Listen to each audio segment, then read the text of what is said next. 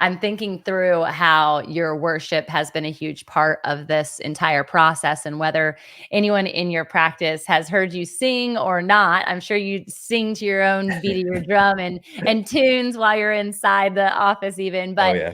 I've gotten some amazing lyrical opportunities to hear as you just send me text messages from time to time. And I'm like, is he in the shower right now? Like, where is he singing this? The acoustics are always on point. I get so excited to stop everything that I'm doing. And I've learned, because the first time I didn't know to expect it.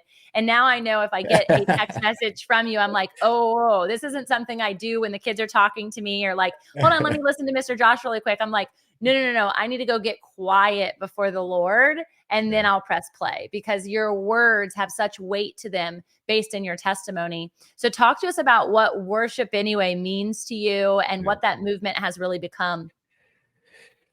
Sure, you just gave away my secrets. I send these singing grams to people, and I, Singing I grams, do, I love it. yeah, singing grams, and they're meant to do that, just encourage people, change their day. You can be arguing with your kids, your husband, and then you listen to one of those, and it's like, oh, how can I be mad now? Hopefully that's what Yeah. happens, but I send those to people all over the country because that's just what the Lord told me to do, to encourage people, even though it's goofy. There's no music in the background. There's nothing. It's just a I love cappella, it. right? And that really is what worship anyway is about, right? Yeah.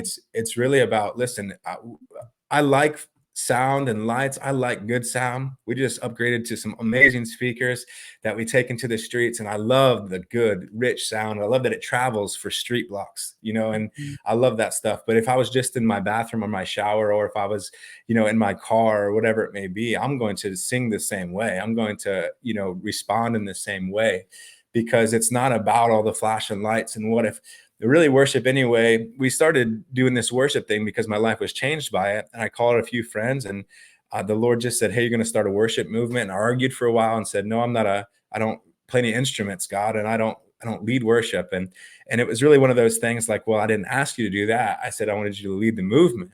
And I've learned that over the years, right? And so instead, he's got to surrounded me with these amazing musicians. I just had this 80-year-old lady in my office today telling me, she came to our last event.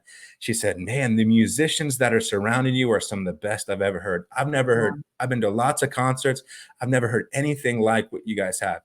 It Wow. wasn't just the musicians, it was the whole message, right? It was Sure. the Mm. spirit of the atmosphere, not just the songs. And so the musicians are, have surrounded me, and the people who do sound, and the people who do lights, and the people that do all those things. But if we didn't have any of those things, in fact, we got rained out one time. One of my favorite memories of worship anyway, in the last 8-9 years we've been doing it, we got rained out. We were outside this barn venue. It got rained out. Everyone, half the crowd left. And we said, you know what? We're just going to go inside this barn. Not everybody can fit, but whoever wants to Yeah. fit, we're going to shove inside this barn, and we're just going to worship anyway. And Yeah. it was in the middle of COVID, so there's a lot of anyway. And so we go Visual, inside I the see it. we turned over these trash cans, these Rubbermaid trash cans, and my drummers just started beating on Come these things. I on. can remember we sang "Honey in the Rock," and Woo.